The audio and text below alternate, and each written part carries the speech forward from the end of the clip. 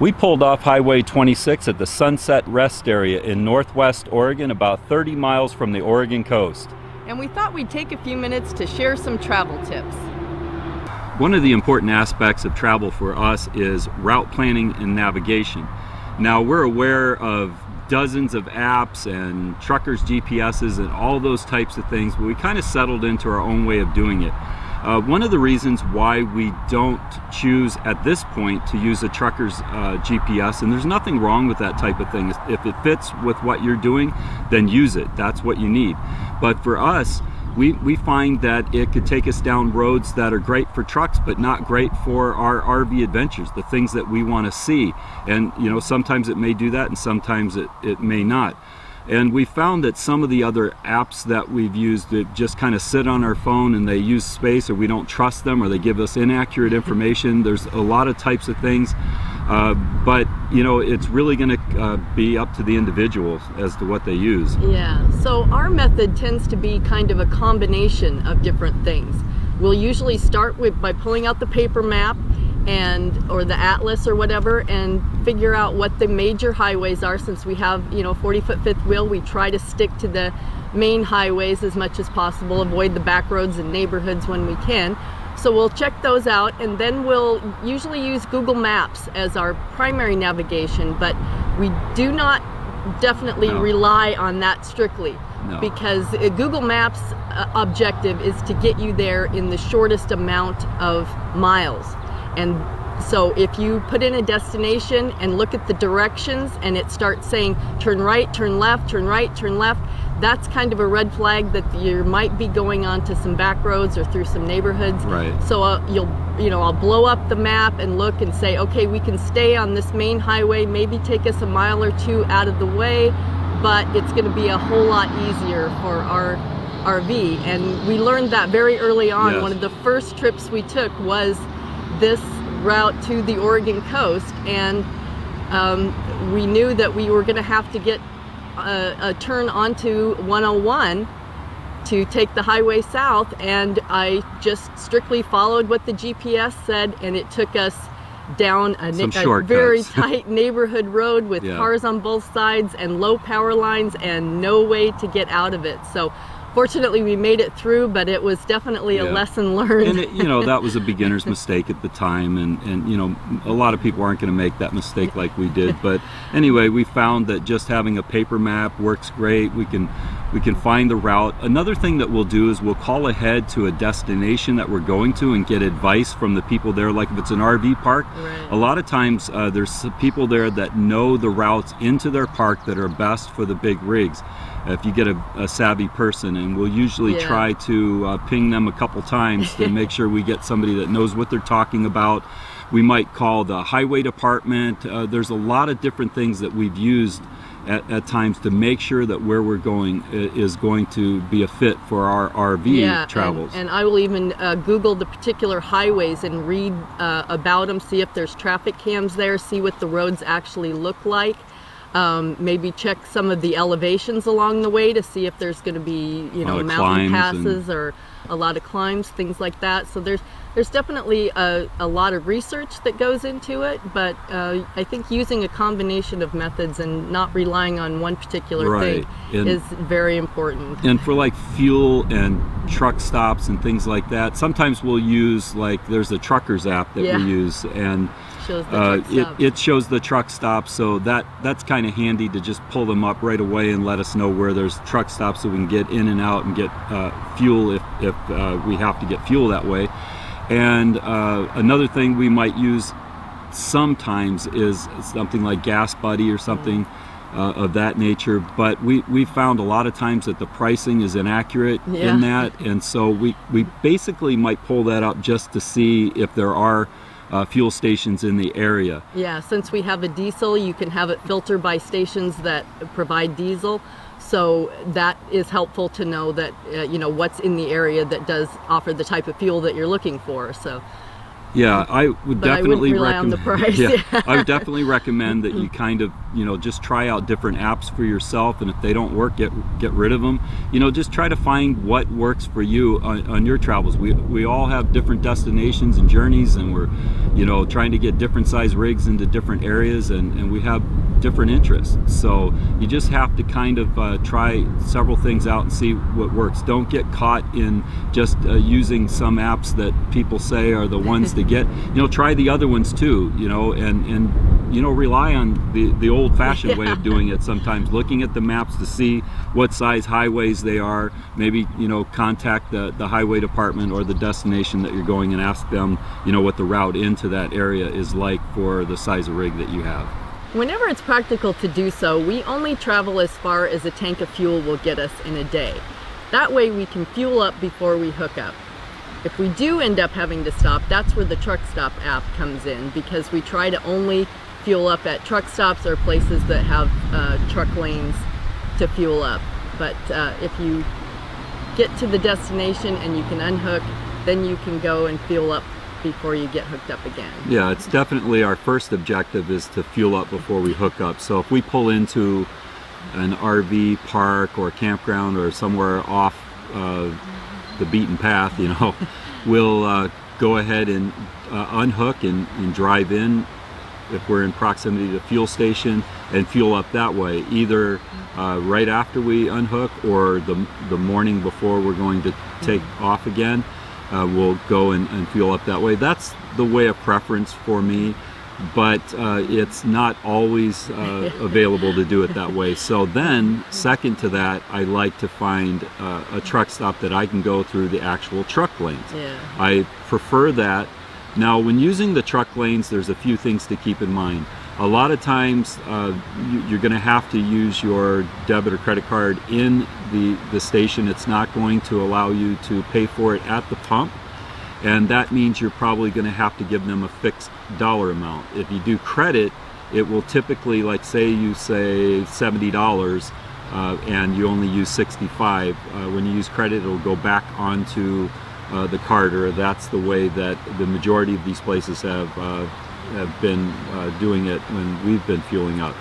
Another thing to keep in mind is that the fuel is going to come out a lot faster. So when you initially squeeze the pump handle, it could backflow and spray out, because this is meant for these big trucks, big tanks filling up a lot of diesel fuel, at least for diesels. That's what we have. Yeah. So you're going to have to be mindful of that they're made to fill up large trucks, so the flow is going to be really fast, and a lot of times they won't cut off. So you definitely need to watch it, babysit it carefully, because it could spurt out of there. Let's see, anything else about the truck stop? They seem to be a little bit dirtier when you're walking around, so just kind of watch your step. Oil. Yeah, and then one thing, if you don't carry your own squeegee, they do have those available that are longer to get across the windshield, which is nicer than some of the regular fuel stations. So yeah, anyway, but fueling up before we hook up is definitely less stressful for us, so we try to do that whenever we can. Yeah, for sure. Something that I recently stumbled on for traveling is one of these seat cushions that has a cutout that allows you to take the pressure off of your tailbone. And I can't really give my total opinion on this yet, because I've just started using it, but this is something that I see a lot of people using, and they have great things to say about them. Now, there's a few of these that I had to choose from, and I kind of went with the one in the middle, at least in terms of expense. And it has a zipper that I can take the cover off and wash it. But anyway, the idea of this thing is to take the pressure off the tailbone and take that backache away to some degree while you're traveling for long periods of time. One of the things that I'm kind of concerned about in using this, and this is going to depend on your size and I guess your leg length from your hips to your knees, but when you're sitting down on this, your back goes here, and so your legs, if your knee comes right out to here, there's no support right into here, and so it kind of ends up putting a little bit of pressure there. But what I've done to circumvent that a little bit is just kind of angle my seat in the truck so that it takes a little of that pressure off. But so far so good, it works. Another thing to keep in mind is it's going to put you up a little bit higher on your seat, so you might have to lower your seat down if you're tall, so you don't hit your head on the ceiling. But anyway, seat cushion for taking the pressure off of your spine seems like it might be a good thing. Give it a try. Since we don't like to pull into towns and get something to eat while we're traveling, unless the town just happens to be our destination, we'll often pack a lunch. Yeah, we pack the lunch in the morning and have it in the truck. That way, if it's not a convenient place to pull over to eat lunch, then we can just eat while we're driving. Or if there's a convenient rest area, we can pull in there, eat at the picnic table. And something else that goes along with that is, even if you have a motorhome where you have the ability to, get up and make a sandwich while you're traveling, we often forget, if you pull in your slides, you may not be able to access some of those cabinets and cupboards and things that you need to get the lunch that you were hoping to have. So I always will just pack a little bag of things that are in my cupboard that I know is going to be covered by my slides, so that if we do end up dry camping, or someplace where we're not going to put our slides out, we do at least have those snack foods or things like that available. I learned that because one time I did not do that and I forgot to get the dog food out, and Barkley was not very happy with me. And we really like to be able to get outside to eat as much as possible. So it's nice. Even though we can get into the fifth wheel and eat in there, or even sit parked somewhere in the truck while we're traveling and eat, we still prefer to get outside, even if it's just a rest area, and walk around, stretch a little bit, sit out in nature and have a lunch. We really like that. It really enhances our travel. Yeah, and Barkley really enjoys it too. Something I really enjoy while we're traveling is to have music. And it's really hard to get a radio station when you're traveling in and out of different areas. Right. So what we tend to do is make a playlist for our MP3 player. We did try the satellite radio one time. Yeah. Well, we got the satellite service for like 6 months, and I've had an experience with them in the past, so I made sure when I called them that I did not want them to auto charge at the end of the 6-month period, and that I wanted them to absolutely 100% disconnect it. Well, like we've heard from many other people, and you can read about online all over the place, they're not really willing to let you go that easily, so they will continue to bill you even after that period. Fortunately, they did not auto charge us after the 6-month period, but they definitely kept billing, running a tab, at a much even higher though we rate. hadn't been using it at all.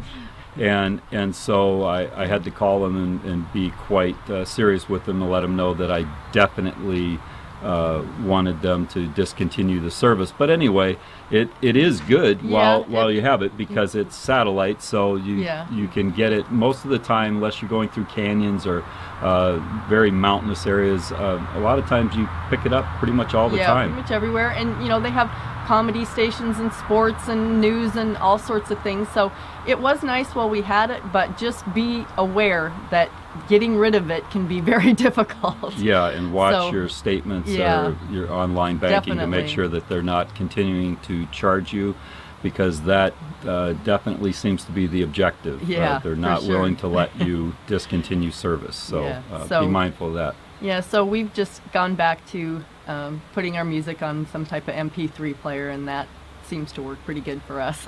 Yeah, and we can pick different playlists depending on what mood we want at the time. Right? So it works out pretty good that way. Yep.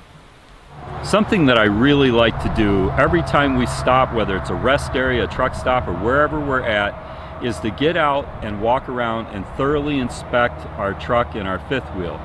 So I'll walk around, I'll look at the tires, I'll look for any leaks, I'll look for, are the slides still in, is everything attached that's supposed to be. I'll check the hitch to make sure it's still tight and hitched up, that the the light cord is in right, that the emergency cable is attached, that nothing's moved loose in the truck bed that shouldn't have, and just kind of go around and inspect everything to make sure things are still good.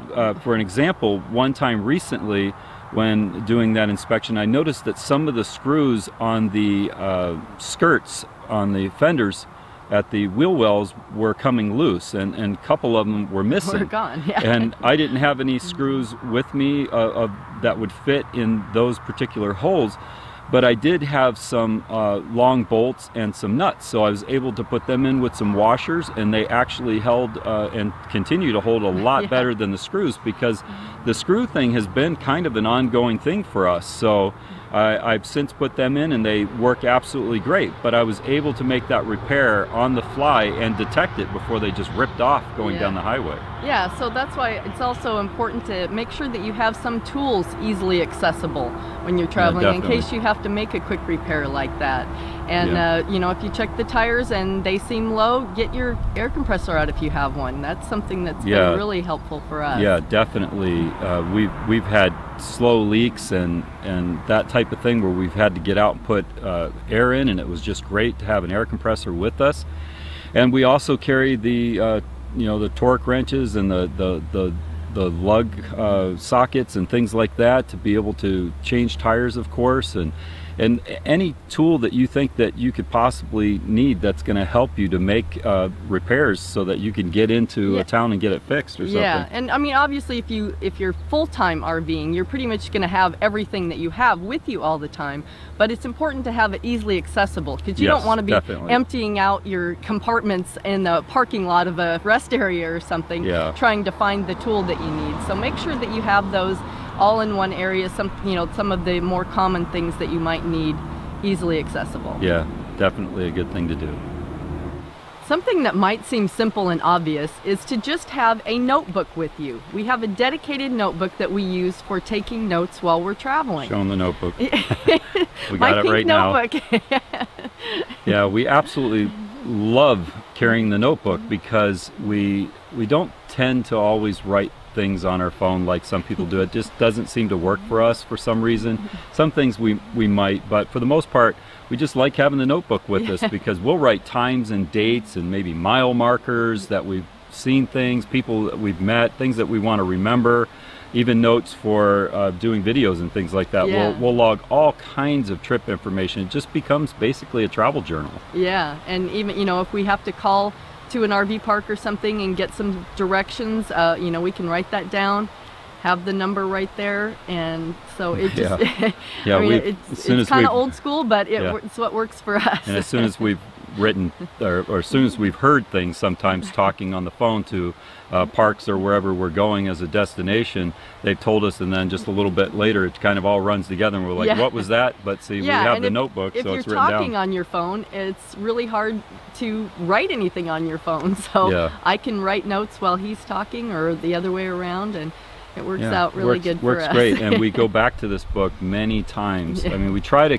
keep it with us as much as possible, because I mean, just walking on a beach somewhere or on a hike or through a town or whatever, we'll just make little notes, because sometimes we plan to come back and we want to remember things that we maybe didn't get to see on that trip. But anyway, I mean, just the sky's the limit. Anything that you want to write down, and it's kind of the notebook that we just don't care about making mistakes in or anything like that. It's not the kind of journaling where we're, you know, so obsessed that it's got to be perfect in a work of art or poetic or whatever. It's just notes, and it's just our pink notebook, and we always know to go to the pink notebook, and it's small, so we can carry it with us everywhere we go. So we like it.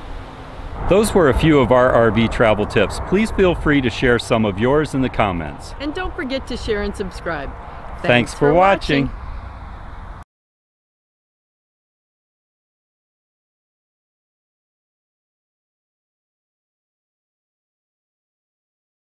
One nice thing about stopping at rest areas is sometimes they'll have a nice little hiking trail you can take.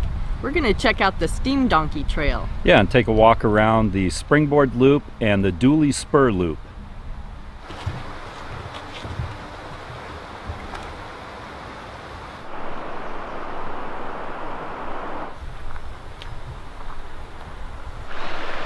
Here's a nursery stump. That essentially is a stump of a tree that nurses other plants. In this case, there's some salal on here. Salal grows edible berries in season, and there's also some red huckleberry growing on here. No huckleberries yet, but they'll be there in the summer. Here's a sword fern with some furled fronds, and these can be collected and eaten when they're young and curled. Good vegetables.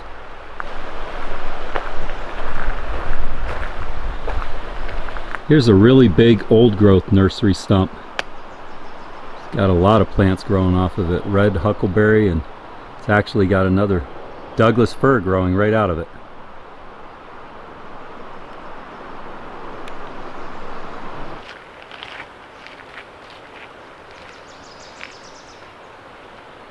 Here's a western hemlock tree. Got a lot of Douglas fir and hemlock in this area.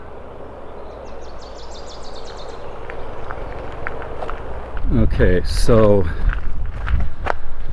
we're on the springboard loop that we came up on, or we could follow down this way and it loops right back around down to the bridge and out to the rest area. Or we can go up this way on the Dooley Spur, or this way. Let's say we go this way. How about you? Yep, let's go this way. Oh, look at this stump. Going up there and see how small you are compared to this stump. They're really worse than big trees in this area. Wow. That's pretty big, huh? Yeah, that was a big tree.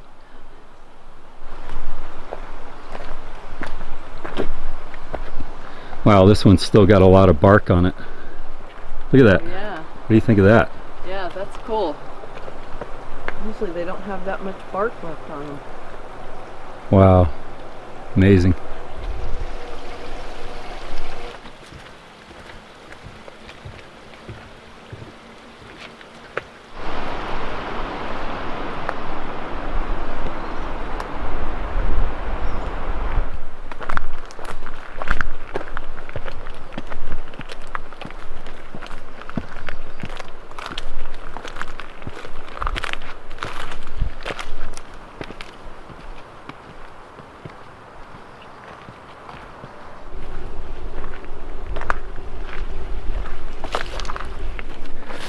Lots of trees down, crossing the trail.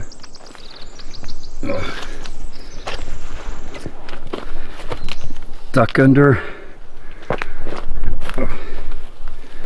Be careful. Had a lot of bad weather here this winter, and a lot of trees down. We got some more to go under and over.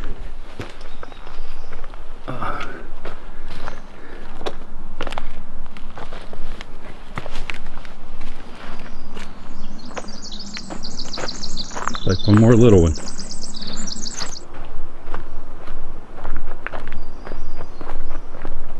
So this starts the descent off of the Dooley Spur loop back down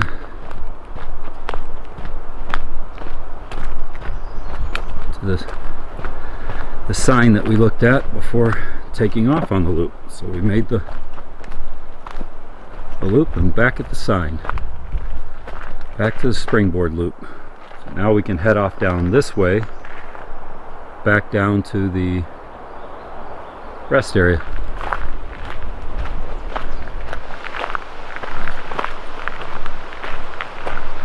Little bench, and back at the bridge at the rest area. That was a nice little hike. What'd you think? Yeah, my legs are stretched. How about you? Yeah, I definitely got a little bit of walking and climbing over those trees and stuff. It's a nice rest area. Sunset Rest Area, Highway 26, about 30 miles from the Oregon coast.